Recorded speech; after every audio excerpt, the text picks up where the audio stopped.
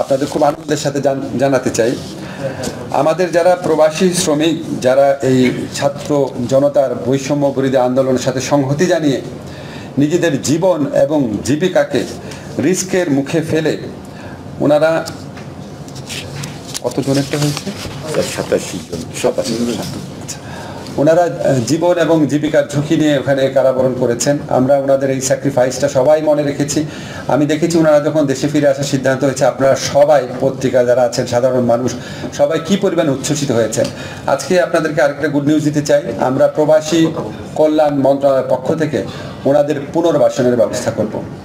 আমাদের অলরেডি 87 জনের সাথে যারা ফিরে এসছেন, আপনারা জানেন 57 জন না, আরো অনেকেই বন্দী ছিলেন, অনেকেই ফিরে আসছেন। 87 জনকে আমরা এনলিস্ট করতে পেরেছি। আমরা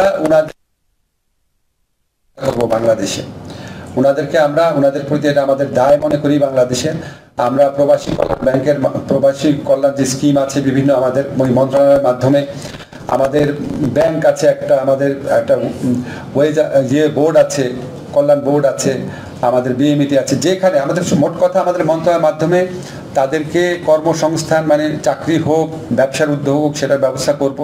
দরকার হলে আমরা এখানে যারা প্রাইভেট সেক্টর আছেন, যারা খুব মানব কল্যাণে কাজ করেন, তাদের সাথে যোগাযোগ করব। এমনও আমরা চিন্তা করেছি যে ওনাদেরকে আমরা একটা সিড মানি দিয়ে আমাদের প্রবাসী কল্যাণ ব্যাংক থেকে যদি করার স্কোপ থাকে, আমরা ওনাদের উদ্যোক্তা হওয়ার যদি ওনাদের ইচ্ছা থাকে সেখানেও আমরা ওনাদেরকে সহযোগিতা করব। যদি প্রয়োজন হয় আমরা এখানে যে আপনারা জানেন গ্রামীণের আওতায় গ্রামীণ ব্যাংকের যে ফরম্যাট রয়েছে, তাদের বিভিন্ন উদ্যোক্তা কর্মসূচি রয়েছে, দরকার হলে তাদের সাথে পার্টনারশিপে কাজ করব। মূল কথা হচ্ছে আমরা ওনাদেরকে বিকল্প কর্মসংস্থানের ব্যবস্থা করব।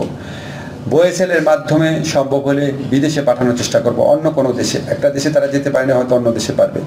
সম্ভব না হলে আমরা আমাদের প্রবাসী কল্যাণ মন্ত্রণালয়ের উদ্যোগে নেতৃত্ব দিয়ে অবশ্যই তাদের কর্মসংস্থানে আমরা সর্বাত্মক প্রচেষ্টা গ্রহণ করব।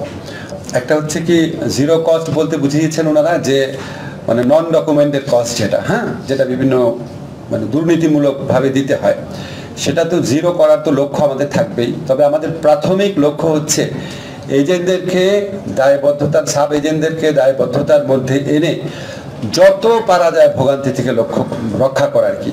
আমাদের মূল অবজেক্টিভ হচ্ছে যেই টাকাটা ওনাদেরকে বৈধভাবে দিতে হয় তার বাইরে যেন 1 টাকাও দিতে না হয়।